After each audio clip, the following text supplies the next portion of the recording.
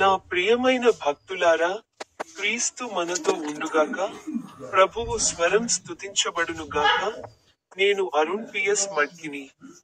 మీ అందరికీ హృదయపూర్వక శుభాకాంక్షలు. ఈరోజు సెప్టెంబర్ 17వ రోజు, 2025 సంవత్సరం 9వ నెల.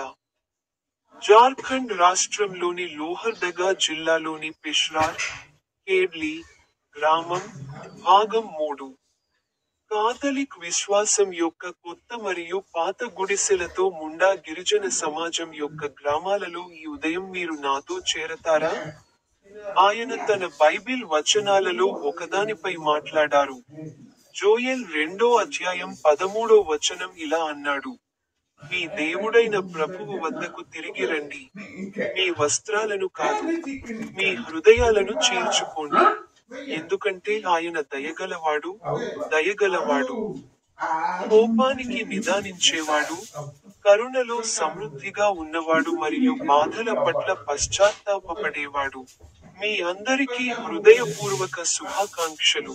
మరియు నా యూట్యూబ్ ఛానెల్లోని స్టిక్ బటన్ పై క్లిక్ చేయడం మర్చిపోవద్దు.